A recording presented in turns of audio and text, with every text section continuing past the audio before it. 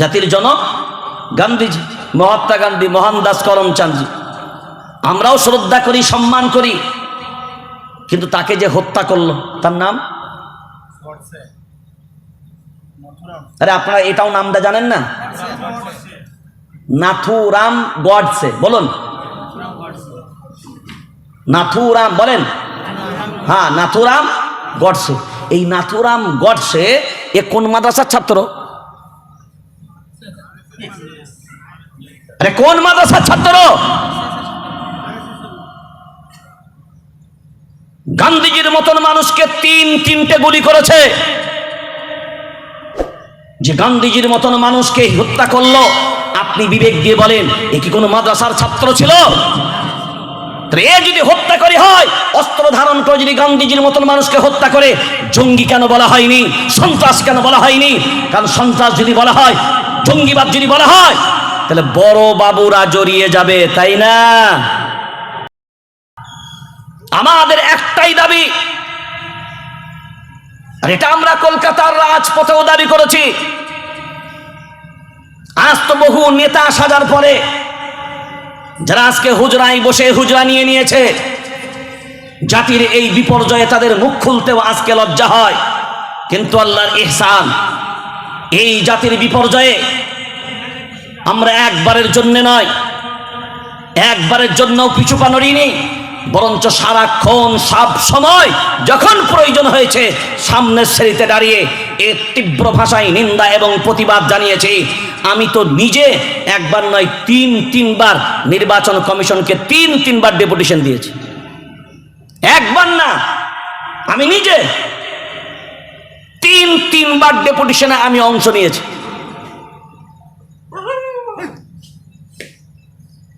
যে এই বিচারিতা চলতে পারে না, কারণ ভারতবর্ষের স্বাধীন হয়েছে। মনে রেখে দেবেন, আজকে যারা এই জায়গায় নিয়ে আসছেন, ভারতবর্ষের স্বাধীনতার মূলে যারা ছিল, ভারতবর্ষের স্বাধীনতার জন্য আসল লড়াই যারা দিয়েছে, 1920 সালের আগে, কত সাল বললাম? 1920 সালের আগে বাই অন ক্যামেরা চ্যালেঞ্জ করে বলছি, 1920 সালের পূর্বে ভারতবর্ষের জমিনে এই ইংরেজদের বিরুদ্ধে স্বাধীনতার জন্য লড়াই একমাত্র এই দেশের মুসলমান ছাড়া অন্য কেউ আগিয়ে আসে নাই। যতজন আগিয়ে এসছে সব ছিল 1920 সালের পর থেকে। আর এই দেশের মানচিত্র কি বলবো, আমরা নিজেরাই লাকাব দিচ্ছি, জাতির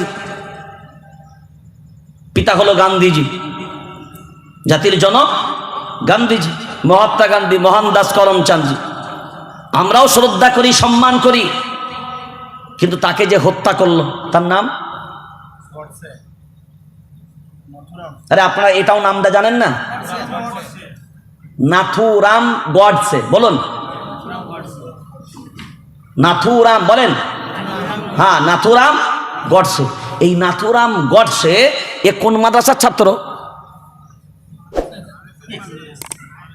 আরে কোন মাদ্রাসার ছাত্র? গান্ধীজির মতন মানুষকে তিনটে গুলি করেছে।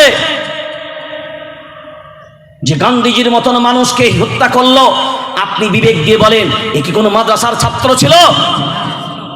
এ যদি হত্যাকারী হয়, অস্ত্র ধারণ করে যদি গান্ধীজির মতন মানুষকে হত্যা করে, জঙ্গি কেন বলা হয়নি? সন্ত্রাস কেন বলা হয়নি? কারণ সন্ত্রাস যদি বলা হয়, জঙ্গিবাদ যদি বলা হয়, তাহলে বড় বাবুরা জড়িয়ে যাবে, তাই না? কথা বলেন না কেন? কার ছাত্র, কাদের ইন্ধনে করেছে? কেন ইনকোয়ারি হলো না? আজকে সেই ভারতবর্ষের জমিনে নাথুরাম গডসেরও পূজা করে, নাথুরাম গডসেরও পূজা করে।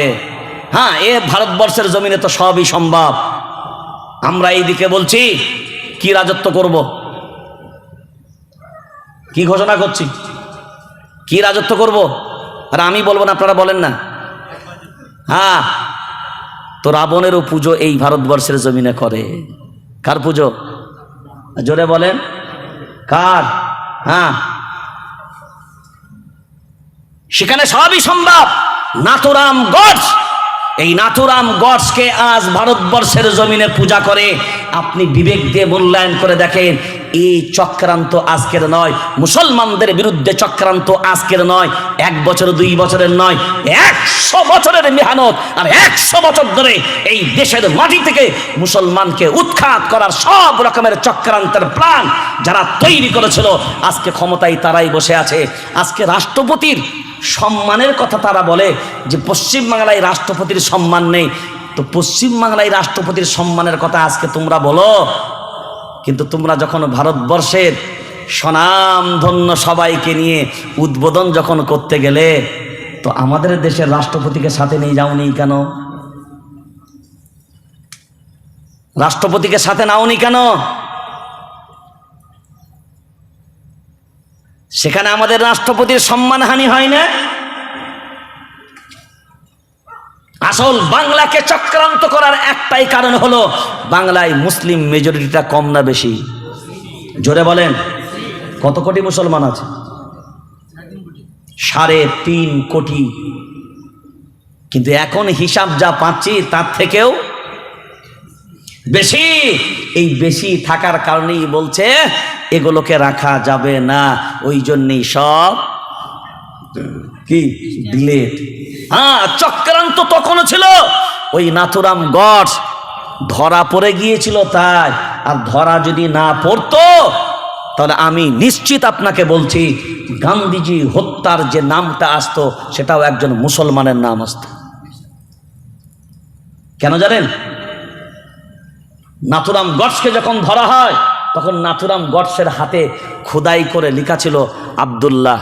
ওকে যদি হত্যা করে দিত তাহলে ওকে জ্যান্ত ধরা পড়েছিল বলে সব উৎখাত হলো, আর জ্যান্ত যদি ধরা না পড়তো তাহলে নিশ্চিত তার নাম খোদাই করে লেখা, কি বললাম? জোরে বলেন, আব্দুল্লাহ। তাহলে তাকে যদি কেউ হত্যা করে মেরে দিত তাহলে আসতো কি? ওই হাতটা দেখে তার নাম কি আসতো?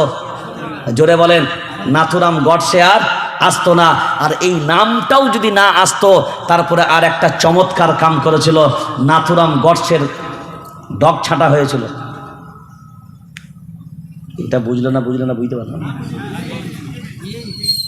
হ্যাঁ, বুঝে গেছেন তো? হ্যাঁ, আপনারা বুঝে গেলেই তো হলো।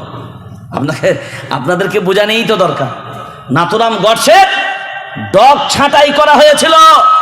তো নাথুরাম গডসকে ডগ ছাঁটাই করে এই খোদাই করে আব্দুল্লাহ লিখে গান্ধীজিকে হত্যার জন্য পাঠানোর ষড়যন্ত্র, এটাকে খুব ছোট মামুলি ব্যাপার মনে করলেন? ওকে হত্যা করার পরে ওকে যখন কাপড় খুলে দেখা হতো তখন এক বাক্যে ডিক্লেয়ার করে দেওয়া হতো এটা কে? জোরে বলেন, কে? এত বড় চক্রান্তের বেড়াজালে আল্লাহ এই চক্রান্তটাকে ব্যর্থ করে দিয়েছিল, নাহলে এই হত্যার দায়টাও ভারতবর্ষে মুসলমানকে দিতে হতো। এত বড় হত্যাকাণ্ড আজ প্রথম ভারতবর্ষের নিন্দা জানায়। কথা বলেন না কেন? নিন্দা জানায়। যারা ইংরেজদের দালালি করলো, যারা দেশের স্বাধীনতা নিয়ে আসলো, আজকে তাদের কাছ থেকে এরা দেশের নাগরিক কিনা প্রমাণ দিতে হবে।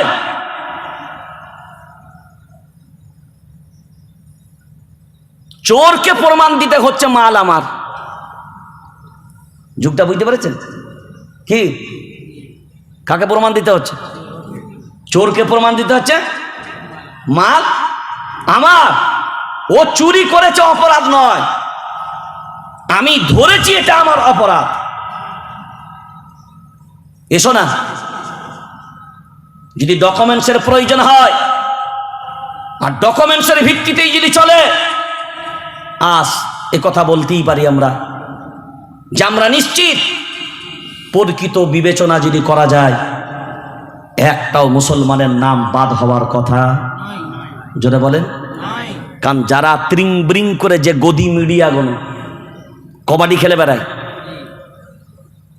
কটা রোহিঙ্গা ধরেছে? কটা বাংলাদেশি ধরেছে? কটা রোহিঙ্গা? প্রত্যেকটা দেখবেন হিয়ারিং নোটিশ যেগুলো এসেছিল, হিয়ারিং নোটিশ, ওই ইস্টামওয়ালাদের একটা হিয়ারিং নোটিশ এসেছিল না? বেশিরভাগ হিয়ারিং নোটিশগুলোতে কি লিখেছে?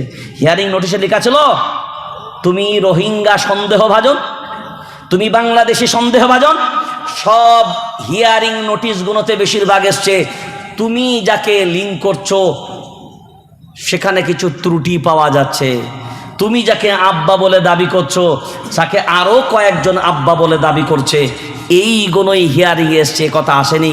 কারণ এগুলো মুসলমানরা নিশ্চিত, কারণ এটা মুসলমানদের এ বাংলা, মুসলমানকে অপমান করার, মুসলমানকে চক্রান্ত করার একটা বেড়াজাল। আমরা নিশ্চিত আল্লাহ সব রকমের পরীক্ষা থেকে যেমন আমাদেরকে উত্তীর্ণ করেছেন, নিশ্চিত আমরাও এই পরীক্ষা থেকেও আমরা ইনশাআল্লাহ উত্তীর্ণ হব।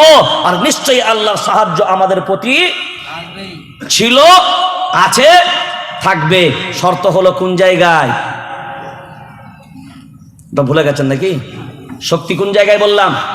1 নম্বরে ঈমানের শক্তি, 2 নম্বরে ঐক্যের শক্তি। ঈমানের শক্তি যেমন সঞ্চয় করা প্রয়োজন, তেমনি একতার শক্তিও সঞ্চয় করা প্রয়োজন। আমাদের মাঝখানে কে কোন পন্থী, কে কোন মাসলাকি, এই জায়গায় দাঁড়াবে না। আমাদের মাঝখানে একটাই হবে, আমরা হলাম, জোরে বলেন, আমরা হলাম মুসলমান। আমাদের রব হলো এক, আমাদের নবী হলো এক, আমাদের কিতাব হলো এক, আমাদের ধর্ম হলো এক, আমরা জাতি হলাম এক, আমরা উম্মত হলাম এক, সব কিছুই এক। আমাদের বাইতুল্লাহ এক। এখন বিবেক দিয়ে ভাবনা চিন্তা করে এই জায়গাটা দরকার। একতার বন্ধনে যদি মজবুত হতে পারি আল্লাহর গোলাম, দুনিয়ার জমিনে লক্ষ্য করে দেখো, কারোর দিকে তাকানোর কোনো দরকার নাই। সাহাবায়ে কেরামরা জয়ী হয়েছিলেন ঈমানের জায়গায় দাঁড়িয়ে, একতার জায়গায় দাঁড়িয়ে। তাদের মাঝখানে কোনো বিভাজন ছিল না, আর আমাদের মাঝখানে শুধু বিভাজন আর বিভাজন। এবার আপনারা আমার মাঝখানে ধারণা হবে এই জায়গায় বাবরির মতন মসজিদ, সারা দুনিয়ার মানুষ জানে, সুপ্রিম কোর্ট রায় দিয়ে দিল, বাবরি মসজিদ শহীদ হয়ে গেল। আমি সিদ্দিকুল্লাহ চ্যালেঞ্জ করে বলছি নিশ্চিতভাবে আপনারাই তারা জবাব দিলেন, মসজিদ একবার যদি মসজিদ হয়ে যায়, এই মসজিদ কিয়ামত পর্যন্ত থাকবে না। আল্লাহর গোলাম আমার দিকে তাকান, আমার নাম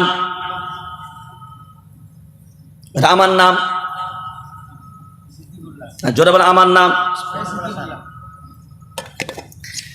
শেখ সিদ্দিকুল্লাহ, আমার নাম শেখ সিদ্দিকুল্লাহ। এখন ধরুন কেউ যদি আমার ডান হাতটা কেটে ফেলে, আমার ডান হাত কাটা, এবার আমার নাম, স্যার সবাই বলেন তাড়াতাড়ি বলেন, ডান হাত কেটে দিলেও আমার নাম সিদ্দিকুল্লাহ। এবার আসেন বাম হাত কেটে ফেলে, আমার নাম, 2 হাত কাটা কিন্তু আমার নাম সিদ্দিকুল্লাহ।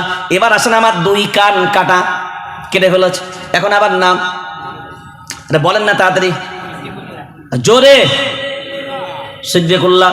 এবার আমার ডান পাও কেটে দিয়েছে, এবার আবার নাম। এবার আমার বাম পাও কেটে ফেলেছে, এবার আমার নাম, জোরে বলেন। পাও আমার নাই, 2 পা কাটা, 2 হাত কাটা, 2 কান কাটা, 2টা চোখও আমার তুলে ফেলেছে, এখন আমার নাম, জোরে বলেন, সিদ্দিকুল্লাহ। জোরে বলেন। এরপরে আমার নাম, দাঁত বন্ধ রেখে এবার বলেন, এবার আবার নাম সিদ্দিকুল্লাহ। এখন আপনারা বলেন বিবেক দিয়ে, আপনাদের এখানে মসজিদ আছে না নাই? আপনারা যে নামাজ পড়েন ওটা কি দিওয়ালের উপরে পড়েন, মিনারের উপরে পড়েন, গম্বুজের উপরে পড়েন? নামাজ পড়েন কোথায়? জমিনের উপরে নামাজ পড়েন কোথায়? জমিনের উপরে। এখন আপনারাই বিবেক দিয়ে বলেন, বাবরি মসজিদের দেওয়াল ভেঙেছে, কি ভেঙেছে? জোরে বলেন, দেওয়াল ভেঙেছে। দেওয়ালে তো আমি নামাজ পড়ি না। বাবরি মসজিদের গম্বুজ ভেঙেছে, গম্বুজেও আমি নামাজ পড়ি না। বাবরি মসজিদের মিনার ভেঙেছে, মিনারেও আমি নামাজ পড়ি না। সিদ্দিকুল্লাহর হাত ভেঙেছে, সিদ্দিকুল্লাহর পাও কেটেছ, সিদ্দিকুল্লাহর কান কেটেছ, সিদ্দিকুল্লাহ এখনো আছে। বাবরি মসজিদের মিনার ভেঙেছ, বাবরি মসজিদের দেয়াল ভেঙেছ, বাবরি মসজিদের গম্বুজ ভেঙেছ। বাবরি মসজিদ, কারণ যে জমিনের উপরে মসজিদ ছিল ওই জমিনটা আছে না নাই? ওই জমিনের উপরে কিনা কোনো মন্দির হয়নি, ওই জমিনটার উপরে কোনো মসজিদ হয়নি। যে জায়গাটাই বাবরি মসজিদ ছিল ওই জায়গাটা এখনো পর্যন্ত ঘেরা অবস্থায় ওই জায়গাটা পড়ে আছে, জমিনটা এখনো পর্যন্ত পড়ে আছে। এখন মনে রেখে দাও, আমার যদি 2 হাত না থাকে, এখন স্বাস্থ্য বিজ্ঞান এত উন্নতি করেছে, কৃত্রিম উপায়ে আমার 2 হাত লাগানো যাবে, কৃত্রিম উপায়ে আমার 2 পাও লাগানো যাবে। ওই পা দ্বারা আমি হাঁটতেও পারবো, এই হাত দ্বারাও আমি কাজও করতে পারবো। দুনিয়া স্বাস্থ্য বিজ্ঞান যদি হাত পাও কাটা একজন মানুষকে যদি কৃত্রিম উপায়ে যদি তার অঙ্গ দিয়ে তাকে যদি তার প্রতিরূপ দান করে, তাকে যদি তার কর্মের জায়গায় দাঁড় করিয়ে দিতে পারে, একবার নয় 1000 বার বিবেক দিয়ে বলো আল্লাহর গোলাম, যে মসজিদ আল্লাহর ঘর মিনার ভেঙেছো, গম্বুজ ভেঙেছো, দেওয়াল ভেঙে দিয়েছো, আমি নিশ্চিত কিয়ামতের ময়দানে আল্লাহ বাবরি মসজিদকে আপন রূপেই সুসজ্জিত করে কিয়ামতের ময়দানে উঠাবে।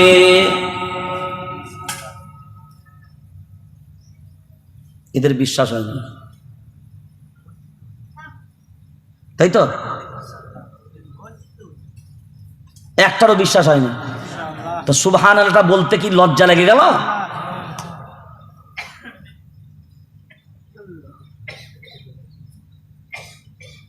এবার সব থেকে বড় জিনিস হলো যে জায়গায়, হ্যাঁ আপনাদের একটা প্রশ্ন আসতে পারে, মসজিদ তো ইবাদতের জায়গা, তাহলে এখন যখন ঘিরে দিয়েছে ওখানে তো নামাজ ইবাদত করে না, নামাজ কি শুধু আপনারাই পড়েন? জিনেরা নামাজ পড়ে না?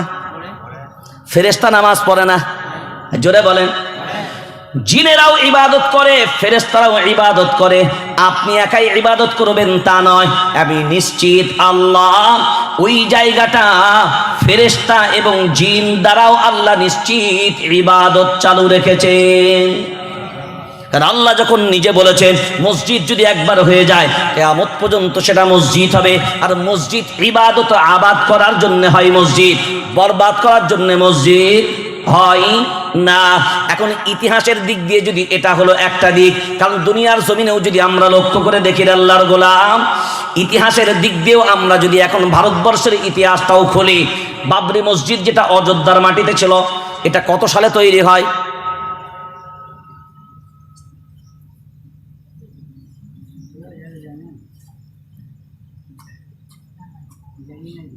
কোন বছরে কোন ফিল্মটা শাহরুখ খানের হিট হয় এটা খুব ভালো জানে। 1528 খ্রিস্টাব্দে, সবাই বলেন 1528 খ্রিস্টাব্দে অযোধ্যার যে বাবরি মসজিদ, আমরা অযোধ্যার যে বাবরি মসজিদটাকে চিনি, এটা তৈরি করেছিল বাবর 1528 খ্রিস্টাব্দে। এই 1528 খ্রিস্টাব্দে যে বাবরি মসজিদ সেটা ছিল অযোধ্যায়। আচ্ছা 28 আগে হয় না 26 আগে হয়? সবাই জোরে বলেন। 26 আগে হয়। এখন বাবরি, সিদ্দিকুল্লাহ হাওরাবি, এই লাস্টে ইয়ায়ে নিসবত ব্যবহার করার দ্বারাই বোঝা যায় আমি সিদ্দিকুল্লাহ হাওরার, সিদ্দিকুল্লাহ বর্ধমানী। যখনই লাস্টে ইয়ায়ে নিসবত ব্যবহার করছে মুতাকাল্লিম, তখনই বোঝা যাচ্ছে যে আমি বর্ধমানের। তো বাবরি, বাবরি মানে মসজিদ বাবরের, মানে বাবর তৈরি করেছে, তাই মসজিদ হলো বাবরি। হ্যাঁ, দুনিয়ার জমিনে যে যেখানেই বাবরের নামে মসজিদ হতে পারে, কিন্তু বাবরি মসজিদ হবে না। বাবরি হবার জন্য শর্ত হলো বাবরকে উঠে এসে মসজিদ করতে হবে। বাবরি হতে গেলে বাবরের নামে মসজিদ হবে, কিন্তু বাবরি, কথা বলে না, বাবরি হবে না। বাবরি হওয়ার জন্য শর্ত হলো বাবরকেই নির্মাণ করতে হবে, তার আদেশ হতে হবে, তার সশরীরে অংশগ্রহণ হতে হবে, তার কোনো রকমের অংশ থাকলে যে এটা বাবরের কথাই হয়েছে, বাবরের নির্দেশে হয়েছে, তাহলে বাবরি হবে, নতুবা কিন্তু বাবরি হবে না। কিন্তু বড় আশ্চর্যের বিষয় হলো ভারতবর্ষের মুসলমান এই বাবরি মসজিদ শহীদ হয়ে গেল, মনে করলো বাবরি আর নাই, বর্ণনা আর শেষ হয়ে গেছে। এর ইতিহাস আমাদের জানা নাই, এখনো পর্যন্ত আসল বাবরি মসজিদ ভারতবর্ষে বেঁচে আছে। আল্লাহু আকবার। সেই বাবরি মসজিদটা তৈরি হয় 1526 খ্রিস্টাব্দে। কত খ্রিস্টাব্দে বললাম? 1526 26 খ্রিস্টাব্দে। হ্যাঁ, এখনো পর্যন্ত সেই বাবরি মসজিদ ভারতবর্ষের জমিনে আছে।